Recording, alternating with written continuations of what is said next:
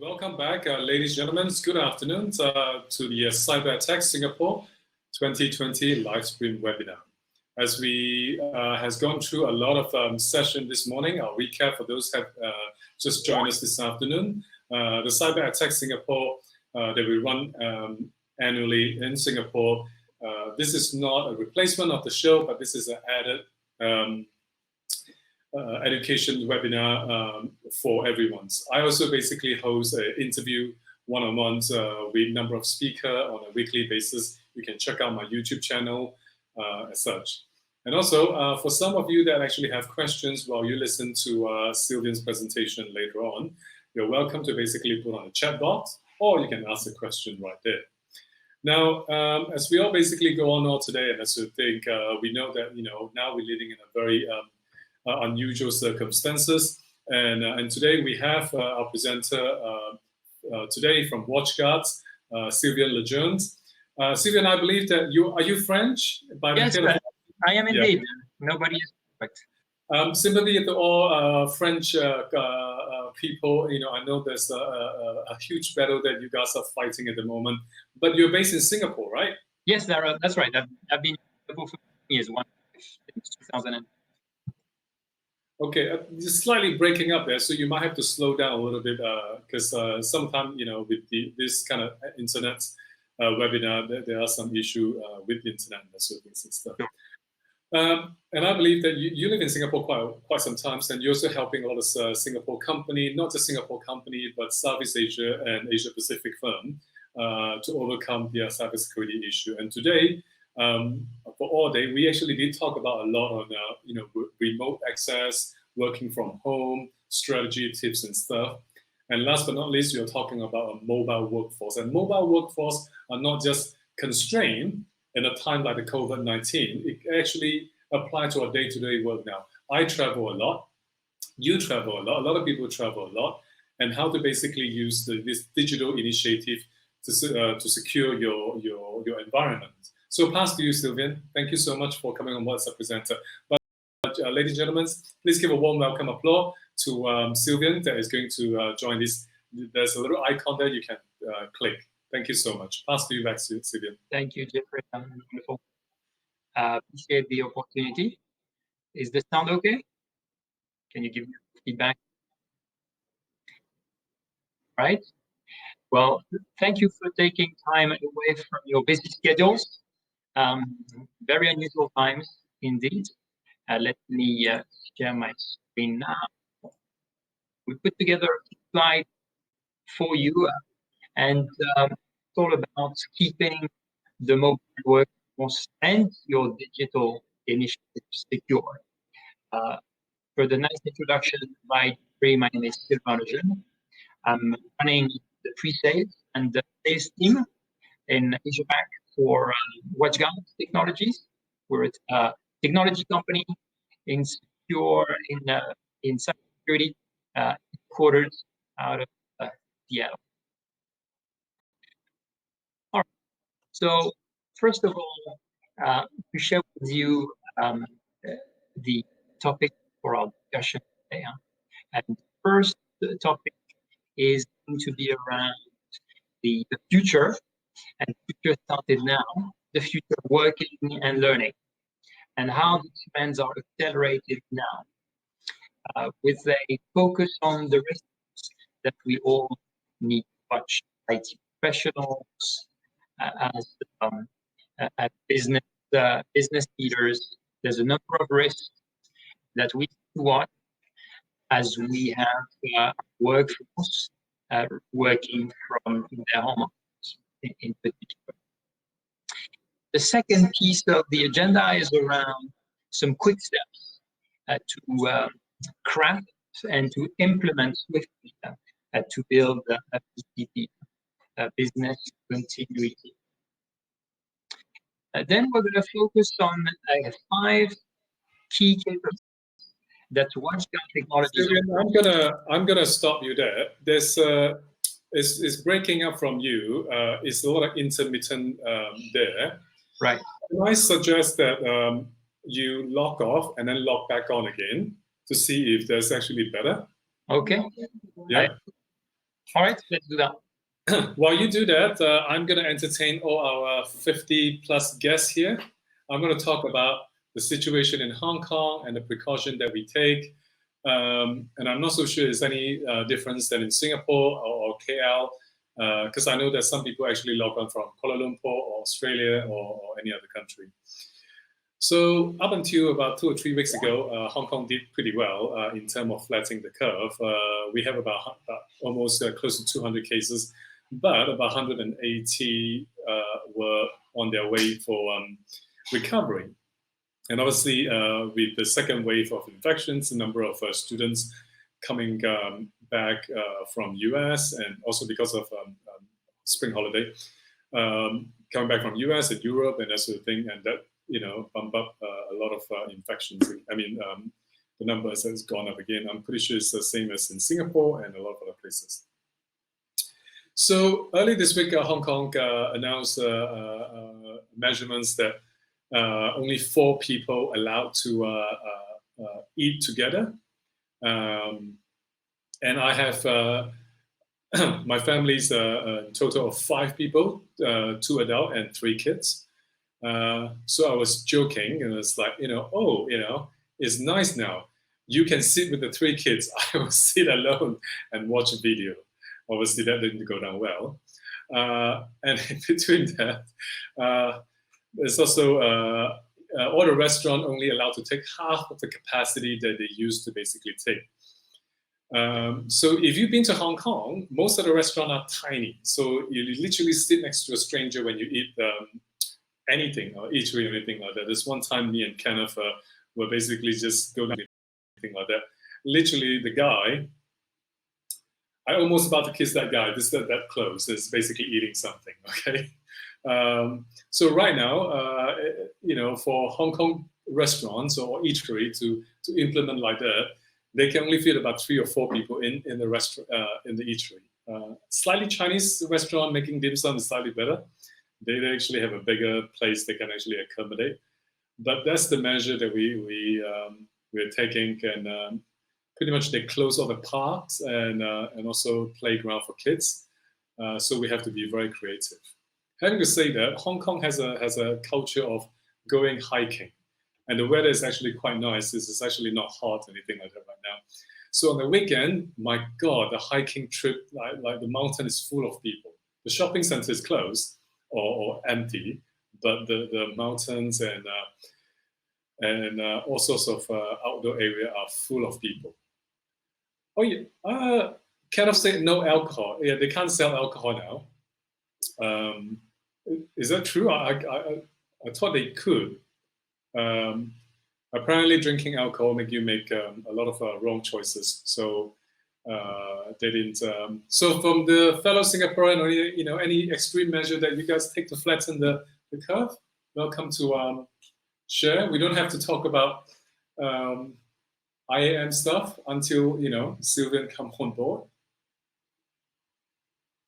No, I feel a bit lonely here. Anyone want to join the little chat? Oh, there we go.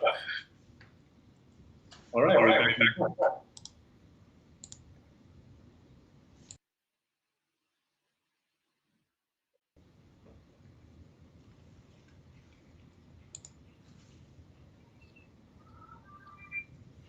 Oh, where's the share screen is not supported in your browser? It's gone.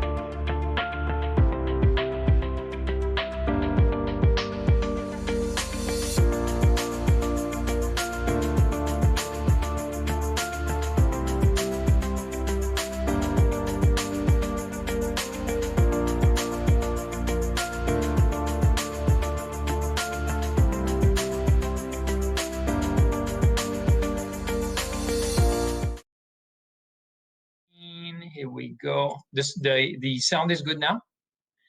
Where is the presentation?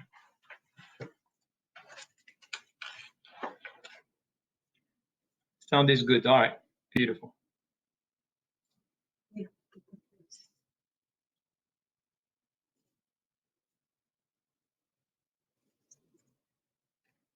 All right, so when we are sorting out the presentation here, let's see here.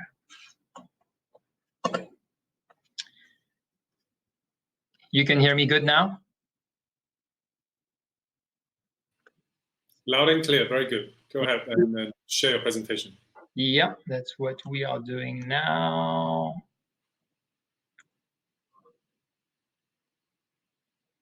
Share.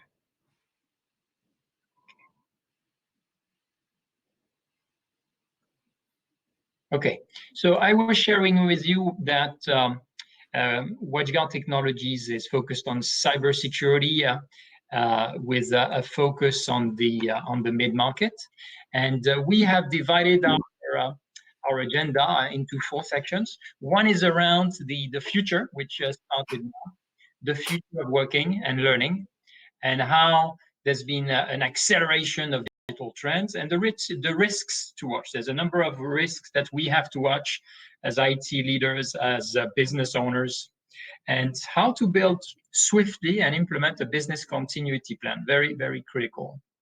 We're going to delve into 5 key capabilities that WatchGuard can offer today to you, IT leaders, so that you can successfully protect your remote workforce. And then we will wrap up with a few steps to get started. Just want to make sure that you can see okay and the sound is okay. All good? Jeffrey, you want to give me quickly some feedback?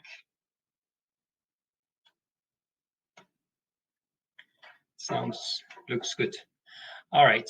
So for the last few weeks, we've gone through the largest ever work from home experimentation on a global scale. There's a lot of numbers out there. We're talking about 3 billion people confined or nearly confined at home. And so this is unprecedented. And a range of companies had already BCP, business continuity plans in place. I know some of you work in the banking community. So most of you had strong BCP plans already. And some smaller companies had to put together and implement very rapidly employee safety and business continuity plans. Now, what is extremely interesting is that this way of working, this way of learning as well for our kids is never experienced before. In particular, in some countries such as Japan and South Korea, where folks are not used to working from home, in certain functions, accounting, HR, ops, some of these roles, typically, folks are not used to working from remote, so it's something very new for them. And all of this is a forced opportunity for all of us to accelerate our collaboration and our digital transformations, right? When we talk about working, it's also about learning. The Economist a couple of weeks ago was saying that almost 1 billion children now are working from home or learning from home, either full-time or a day a week, like in Singapore at the moment. To me, once the storm is behind, in a few months, could be a year, could be 6 months, we don't know, but things will never be the same again. Why? Because employees' aspirations will have changed. Employee productivity will have changed. Some people will realize that they can be very productive at home, remote, without having to commute for an hour or 2 or 3 every day, such as in large metropolis like Tokyo, like Seoul, and so on. And then there's a question of environmental sustainability, making sure our planet is taken care of. So once the storm is behind and we've had time to take a step back, what happened, I think there will be a range of initiatives towards working from home, working from remote, in countries that were not used to it, and in certain roles that were not used to it. So the bottom line is, organizations of all sizes need to incorporate IT security best practices into their processes and for the long term. Now, in terms of user productivity, user performance, as a business owner, as an IT leader, there's a range of capabilities that are available. I listed some of them here. Collaboration tools such as Slack, such as Microsoft Teams that we use at WatchGuard, such as Zoom, are well documented and are being rolled out on a global basis.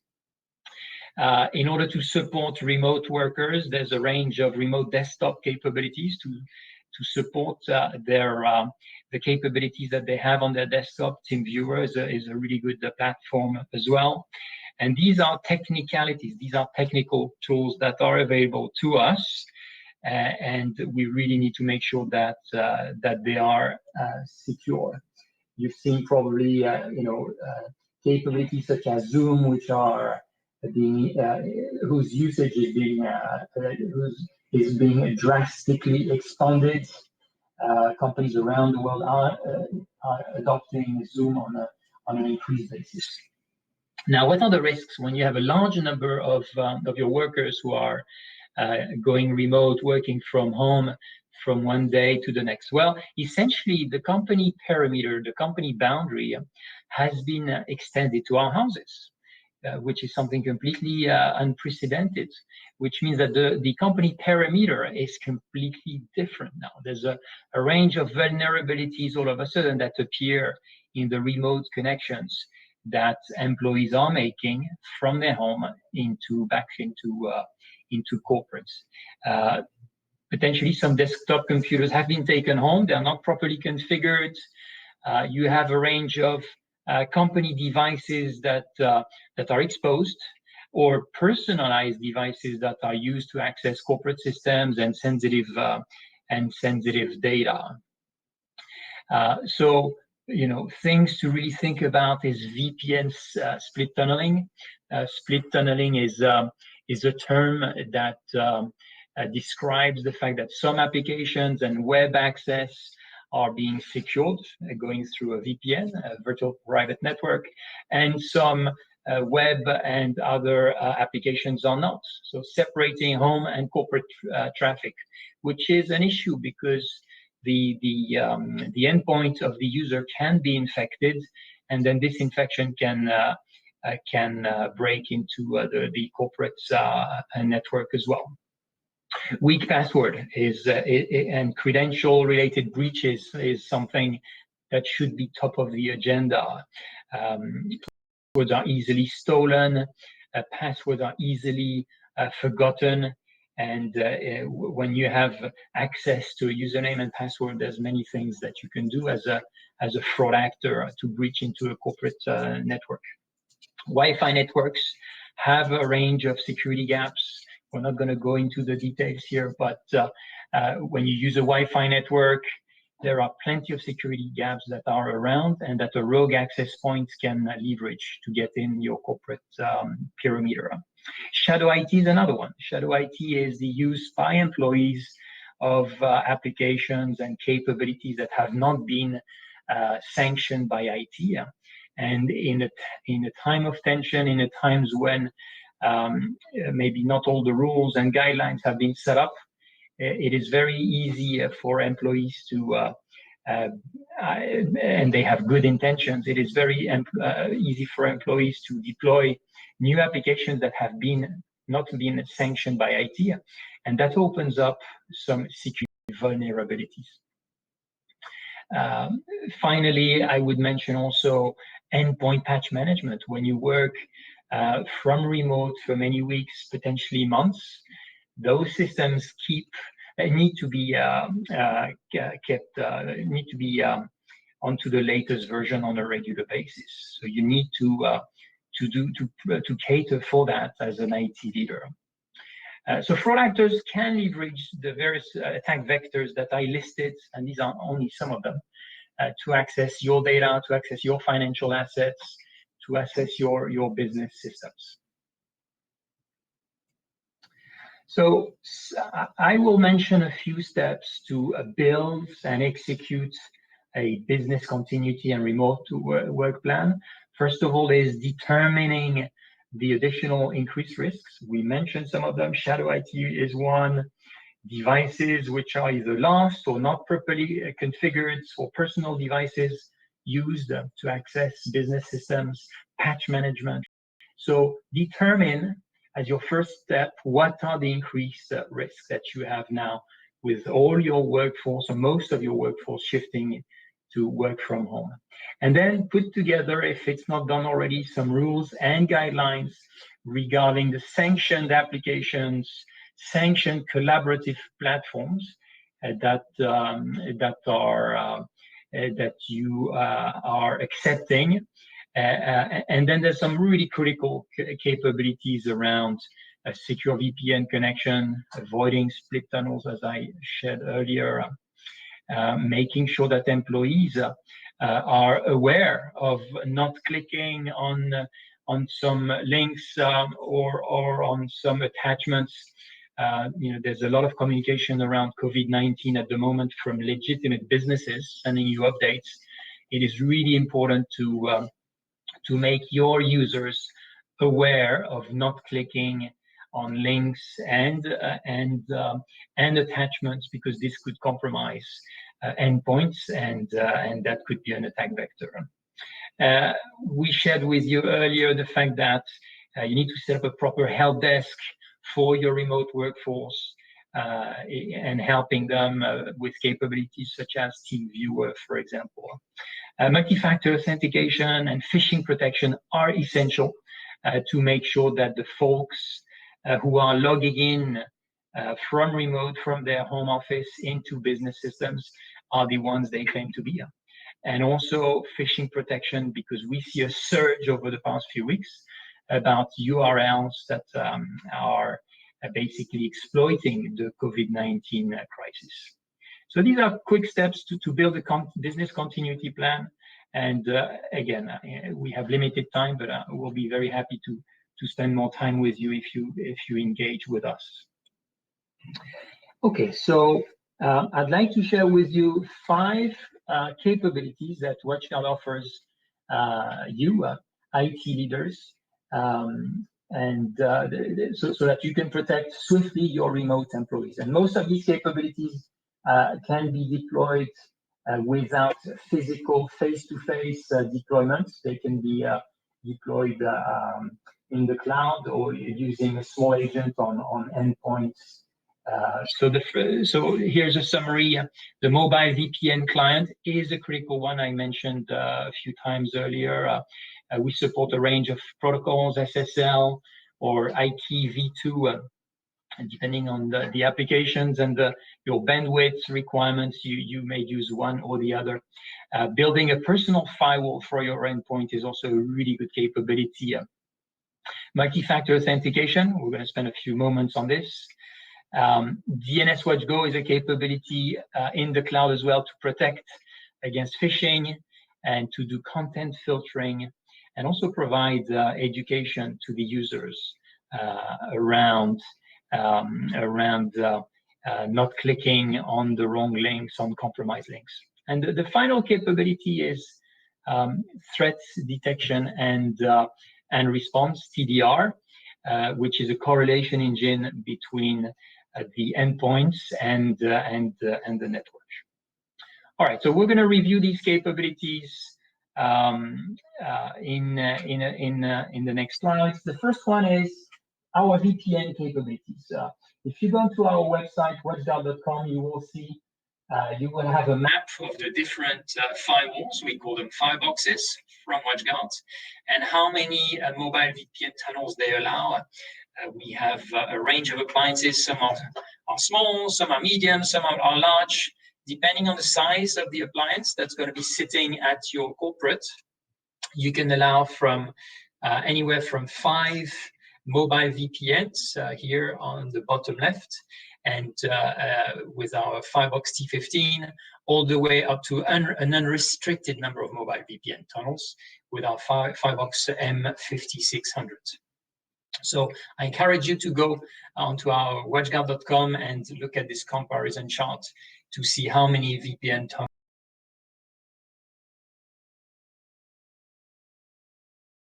tunnels you can build. If you are, I know a number of you are in the financial services industry. So if you have extremely sensitive data, financial information, you are under MAS, for example, you can build a personal firewall onto endpoints. You're going to do that using a third-party software that is on our website as well. Again, no need for an installation face-to-face. That can be done in the cloud. And what's going to happen is that you're going to provide secure access to company resources, but also this blocks external access into the endpoint of your users. So I shared with you here the software agent that is available at WatchGuard.com. The URL is on this slide, so you can basically create these personal firewalls very, very swiftly for your users. Okay, in terms of multi-factor authentication, we have Authpoint. The name of our multi-factor authentication is Authpoint. It is basically a mobile app, and basically it removes the risks of cyber attacks due to identity theft, weak or stolen passwords. It's a very convenient application. Again, a mobile app that you download, and it has several ways of authenticating users. It can be with one-time password. It can be with a QR code if you're online. It can be through push, and it protects all your business applications. It protects laptops as well. So access to the endpoints. So there's a range of use cases, and what is absolutely critical is that it protects you and your users from the risk of poor passwords and passwords being stolen, right? So some of the use cases is providing secure access to essential applications that are residing, whether they're in the cloud or on premise, by using not only username and password, but also a one-time password, for example. Another use case is around protecting unauthorized users from accessing your computer, which can be very important in a remote setting. and providing secure single sign-on to a range of applications that you may have on an intranet, on a company portal, for example. Now, we have a great offer for all of you. You can download Authpoint multi-factor authentication, get it set up free for up to 250 users for 220 days. I will share with you in the wrap-up how you do that. We've got a user manual on WatchGuard.com, and I really encourage you to get started with multi-factor authentication if you don't have it already. DNS WatchGo is our capability to block phishing and to do content filtering for users who may be at home, or some of them will be on the go in the future when we're back traveling. And it really protects against the fast-growing number of URLs that are exploiting the COVID crisis.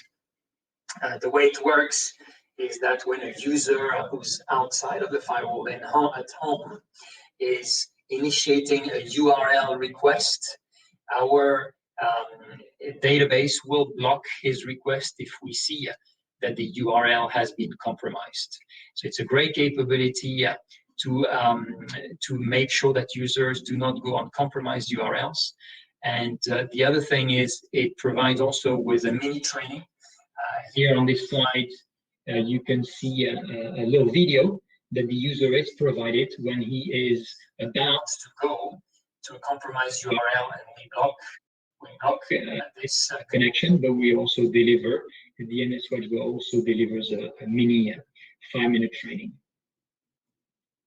Threat detection and response, TDR, is a correlation engine which sits on the endpoint. It's a little piece of code that is downloaded onto the endpoint of the users, and it provides capability to block ransomware by doing correlation with the network. I shall not enter into the details today, but this is a great capability.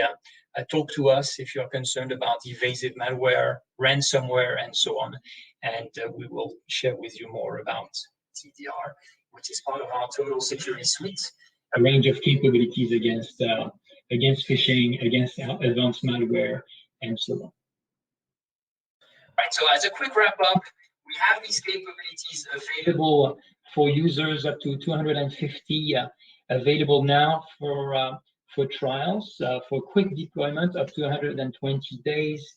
We've got the tech briefings and the installation guides. I did a screenshot here, which is available at WatchGuard.com. So if you enter tech brief, Authpoint DNS WatchGo activation for end users, go on our website and you can get started extremely quickly with our activation guide. That's for DNS WatchGo, for Authpoint MFA as well. So I really encourage you to go on WatchGuard.com, where we have a range of assets. I listed the URL here, WatchGuard.com, remote worker. So spend time on this URL. There's a range of assets for you to look into. And that wraps up our session. Apologies for the audio, which hasn't been very good, I understand. Happy to take questions now or later at your convenience. Well, thank you so much, Sylvain, for the presentations. So again, ladies and gentlemen, if you have any questions, please feel free to type say something nice, chat box, or any questions in there. I was just listening to all your presentation, and also before that, I did actually also check out WatchGuard, not just today, but many days ago, about your product and services. With your technology, you can actually track what people are doing. Am I correct? Yes, absolutely. We can track with application control. We understand where people are going, definitely, absolutely. So that you can yeah, go ahead. This is not a security question. This is more like a performance question, right? Exactly. So it's all about people are working from home, and the employer is like, are they really working, or they just basically just, wake up at 10 a.m. and decided just to, log on and go back to sleep again or something like that. How can we use your tool to track performance on an employee? You could definitely restrict access to certain websites and so on.